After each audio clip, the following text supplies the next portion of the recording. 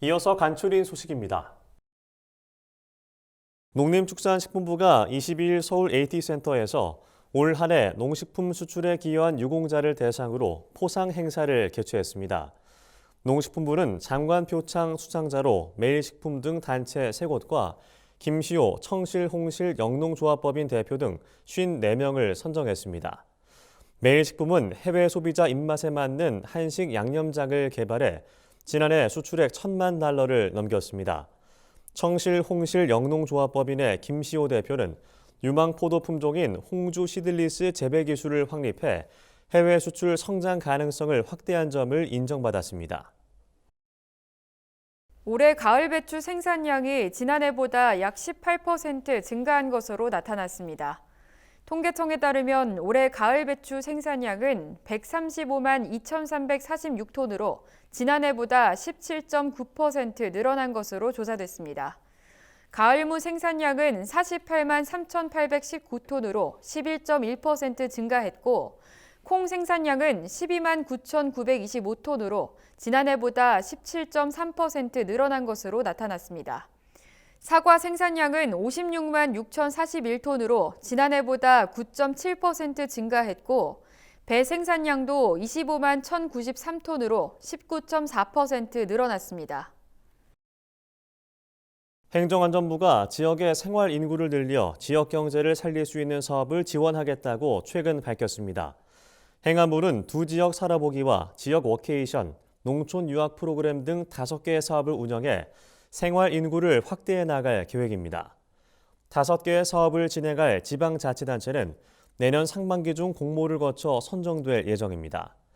이상민 행안부 장관은 중앙정부 차원에서 생활 인구 개념을 접목한 다양한 시책을 추진해 지역 인구 유출에 대응할 것이라고 밝혔습니다. 미세 플라스틱 문제를 대응하기 위한 다부처 협의체가 최근 출범했습니다. 협의체에는 환경부와 농림축산식품부, 과학기술정보통신부 등 8개 부처가 참여합니다. 미세 플라스틱은 2021년부터 사용이 금지된 물질로 물에 녹지 않는 5mm 이하의 고체 플라스틱입니다.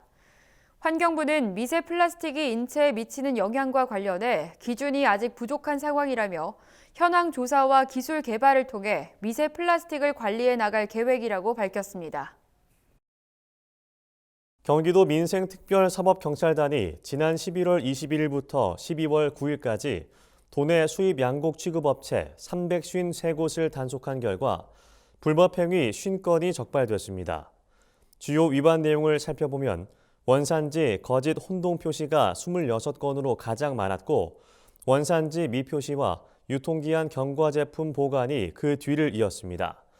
경기도 특사경은 불법 행위는 관련 규정에 따라 강력히 처벌하고 지속적인 단속을 통해 재발 방지에 최선을 다하겠다고 밝혔습니다. 충청남도가 올해 정부 농산시책 분야 지자체 합동평가에서 최우수 광역지자체로 선정됐습니다. 농림축산식품부는 매년 전국 자치단체의 식량수급 안정을 위한 시책을 평가해 시상하고 있습니다. 올해는 쌀 적정 생산, 논타작물 재배, 저탄소 벼 논물관리 기술 보급 분야를 평가했습니다. 충남도는 쌀 적정 생산 유도 부문에서 전국 8개 도 중 유일하게 목표를 달성하는 등 쌀산업 육성 정책의 우수성을 인정받았습니다. 한편 충남도는 내년에는 논 이모작 재배 농가 지원 사업을 통해 식량 자급률 향상에 기여할 계획이라고 밝혔습니다. 전라남도는 올해 친환경 농업직불금과 유기 무농약 지속직불금 지급액을 175억 원으로 확정하고 연말까지 지급한다고 최근 밝혔습니다. 지급 대상은 지난해 11월부터 올해 10월까지 친환경 농산물 인증을 유지하면서 인증기관으로부터 적격 판정을 받은 농가입니다.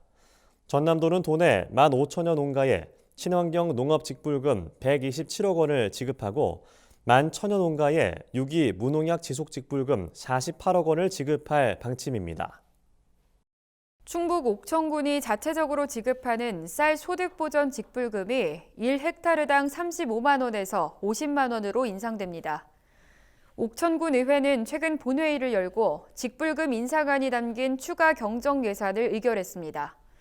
옥천군은 이달 말까지 벼 1000제곱미터 이상을 재배하는 농가를 대상으로 최대 5헥타르 면적에 대해 직불금을 지급할 예정입니다.